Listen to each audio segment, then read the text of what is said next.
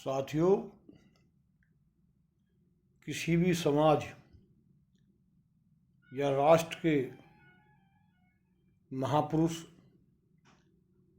उस समाज और राष्ट्र के लिए प्रेरणा का स्रोत होते हैं। प्रत्येक देश, प्रत्येक समाज अपने इस महापुरुषों को,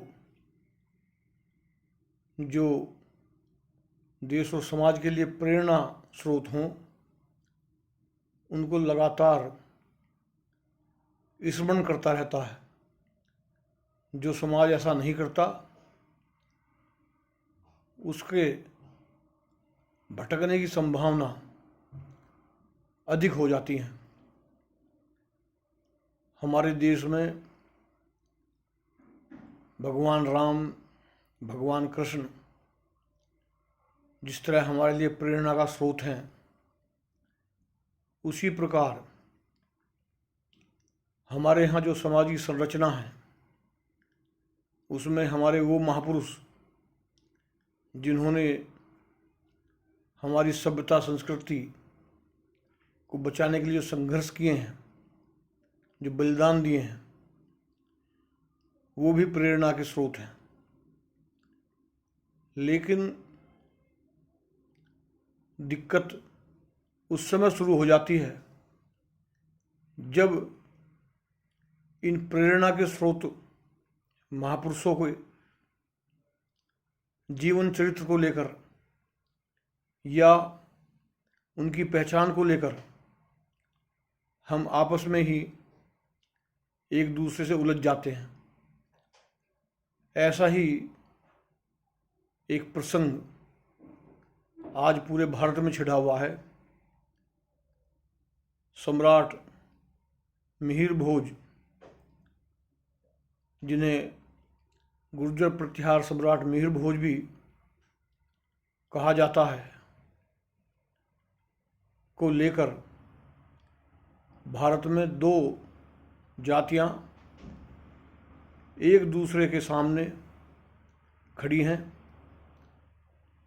वो खड़ी भी इस बात को लेकर हैं कि साहब वो फला जाति के थे। किसी भी महापुरुष के विषय में तकरार या कोई ऐतराज, कोई विरोध, उसके चरित्र को यदि कोई खराब करता है, उस पर हो तो बात समझ में आती है। लेकिन किसी भी महापुरुष का विरोध आपस में इसलिए हो कि वो है किस जाति या समुदाय का, यह संघर्ष सबसे छोटा, सबसे निम्न स्तर का संघर्ष है। और यह संघर्ष काफ़ी समय से चल रहा है। इस विषय पर मैं भी अपनी कुछ बात रखूं, यह सोचकर मैं आपके सामने कुछ तथ्य, कुछ बात रखना चाहता हूं। स्वामी दयानंद जी ने कहा था कि दुनिया में जितनी भी बुराइयां हैं, वो सब किसी ना किसी बुराई में से निकलती हैं। लेकिन दुनिया की एक बुराई ऐसी है जो अच्छाई में से निकलती है, और वो है अहंकार, घमंड जिसे कहा जाता है। घमंड एक ऐसी बुराई है, अहंकार एक ऐसी बुराई है जो मनुष्य के अच्छे कार्य में से निकलती है। जब कोई मनुष्य या कोई समाज अपने किसी अच्छे कार्य को लेकर अहंकार की भाषा बोलने लगता है, तो उस अहंकार के कारण उसका जो यश है, जो कीर्ति है, उस पर धूल छाने लगती है। इसलिए जो सम्राट मिहिर भोज पर ये संघर्ष दिखाई दे रहा है, उनकी अच्छाइयों पर चर्चा न होकर जो एक दूसरे पर कटाक्ष हो रहे हैं, उसके पीछे कुछ और नहीं, सिर्फ मनों में भरे अहंकार हैं। साथियों, इसलिए मैं सबसे पहले सम्राट मिहिर भोज जी के जो कार्य हैं उनके विषय में कुछ आपसे बताना चाहता हूँ। उनके जो पहचान है उसके विषय में बात बाद में करेंगे। जिस वंश से वे आए, जिसे गुर्जर प्रतिहार वंश कहा जाता है, उस वंश के जो 250-300 साल का संघर्ष है वह भारत का स्वर्ण युग है। और वही संघर्ष भारत की हिंदू पहचान को बनाने वाला संघर्ष है, क्योंकि अरबों ने जो हमले किए उन्होंने यही कर हमले किए कि हम हिंदुस्तान पर हमले कर रहे हैं। अतः सन 725 या 30 से लेकर नागभट्ट प्रथम से लेकर और सन 816 सम्राट वत्सराज तक संघर्ष का एक रूप है।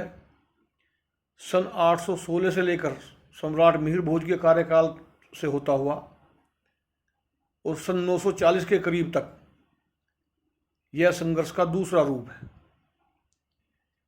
पहला रूप मैंने इसलिए बताया कि भारतीयों ने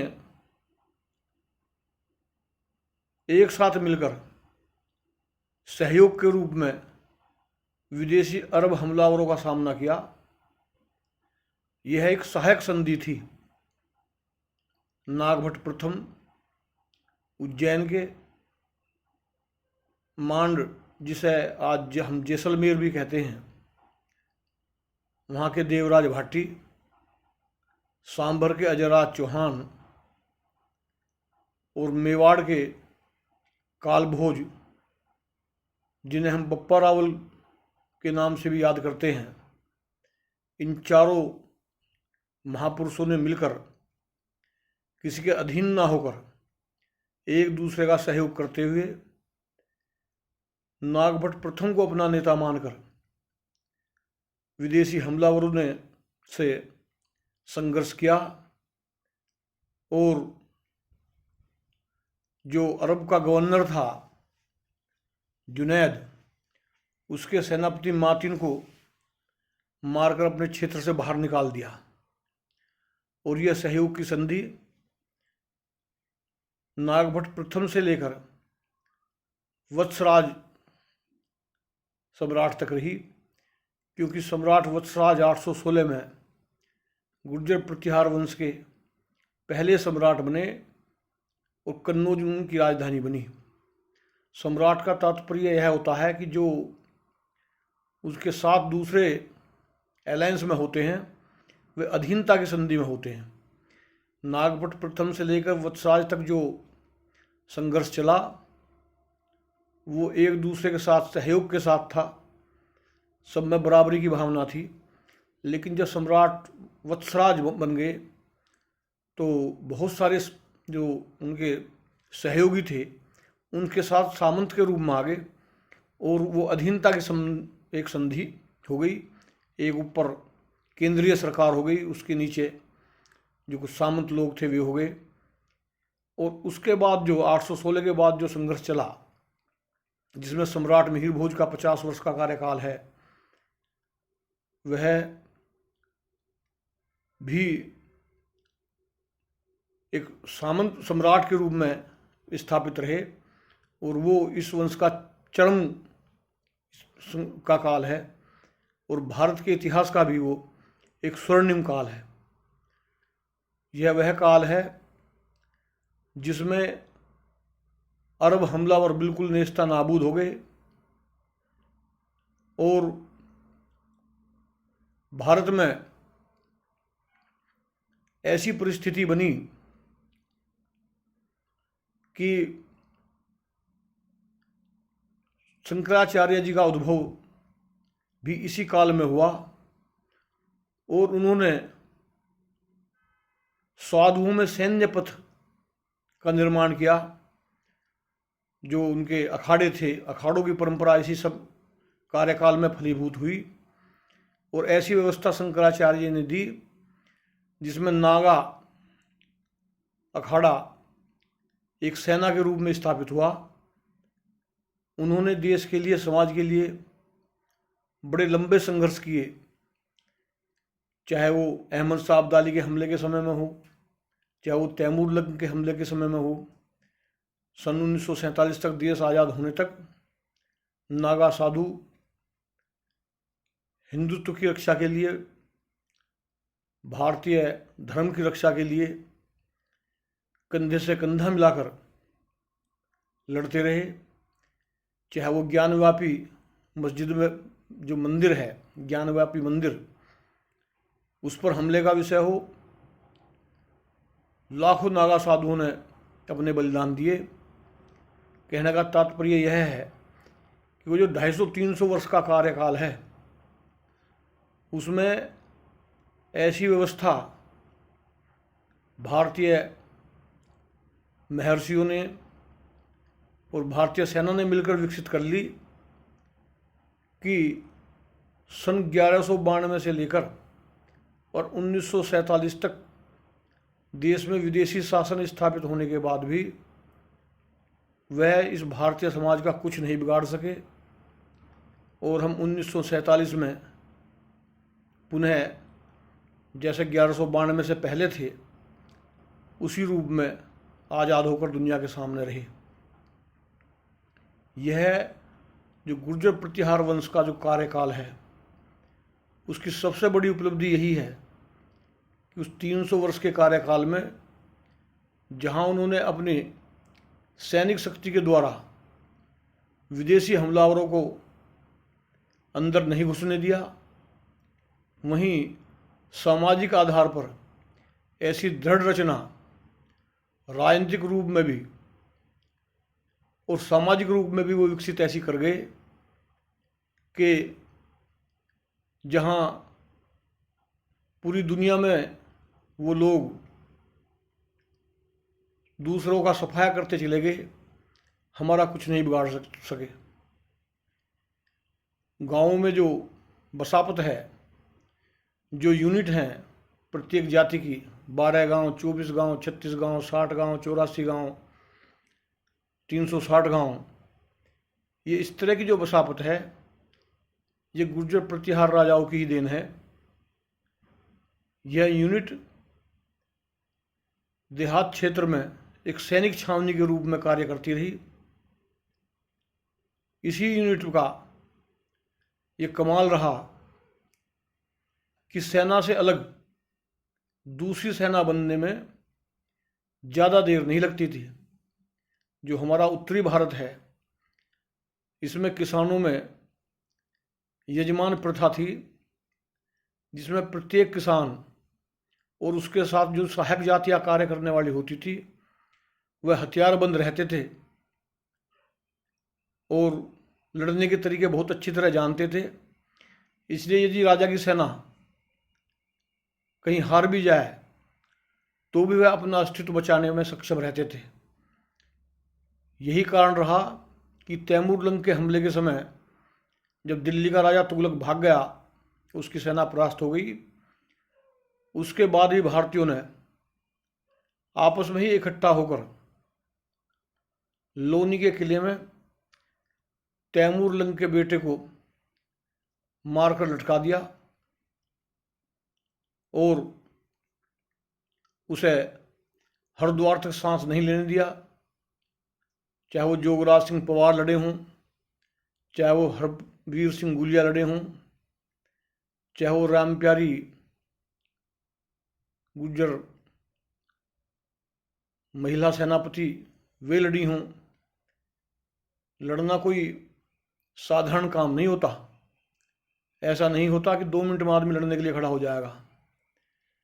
लड़ने के लिए एक ट्रेनिंग की आवश्यकता होती है। वह ट्रेनिंग हमारे यहाँ भारतीय समाज में गांव देहात में प्रारंभ से शुरू से ही रही। पूरा समाज एक साथ खड़े होने की आदत रही। उसी ट्रेनिंग का नतीजा था कि जो राम प्यारी गुर्जर जो सेनापति थी जोगराज सिंह पवार जी के साथ में, वे 40,000 महिलाओं की सेना लेकर तैमूर लग की सेना से लड़ गई। मेरा कहने का तात्पर्य इस वीडियो में इतना ही है कि हमें जहां सम्राट मिहिर भोज जी के उनके अच्छे पक्ष को, उनकी कुर्बानियों को, उनके बलिदान को जहां याद करना था, उसके स्थान पर हम आपस में ही उलझ कर रह गए। मैं स्पष्ट रूप से ये कहना चाहता हूं कि जो दूसरा वर्ग विरोध कर रहा है वह सिर्फ अपने अहंकार में अपने आप को अपयश की ओर धकेल रहा है। यदि वो उन्हें अपना मानते हों तो मान लें, उन पर कार्यक्रम करें, उनको याद करें, लेकिन वो इस बात पर ध्यान ना देकर वो तो सिर्फ इस पर लगे हुए हैं कि ये हमारा है, ये तुम्हारा है, ये हमारा है, ये तुम्हारा है। महापुरुष सबके ही हैं, आप उन्हें मानिए और जो उन्हें मान रहे हैं उन्हें भी मानने दीजिए। आज भारत के यशस्वी प्रधानमंत्री किसी ना किसी जाति के भी हैं, तो वे भारत के भी तो हैं। यदि उनकी जाति के लोग ये कहने लगे हैं कि साहब दूसरे क्यों मान रहे हैं, तो एक बड़ी अजीब व्यवस्था है। हमारा तो यही कहना है कि जो भी इस विषय को विवादित बना रहे हैं, भगवान उन्हें सद्बुद्धि दे और वे इस बात को समझें कि आप अपने महापुरुष के रूप में जिसको भी अपनाना चाहे अपना सकते हैं। एक व्यक्ति की एक ही पहचान नहीं होती। व्यक्ति यदि किसी का पिता है तो वह किसी का भाई भी है, वह किसी का चाचा है तो किसी का ताऊ भी है, वह किसी देश का नागरिक भी है। जिस पहचान से आपकी ताल उसमें खाती है, आप उसको आइडेंटिटी मानकर अपने से उसे जोड़ सकते हैं। यही मेरा इसमें कहना है। अगली वीडियो में कोशिश करूँगा कि जो सम्राट मिहिर भोज हैं उनकी जो पहचान आइडेंटिटी है उसको लेकर जो विवाद है उस पर कुछ कहने की कोशिश करूँगा, उस पर बनाऊँगा। आज के लिए बस इतना ही। जय हिंद, जय भारत।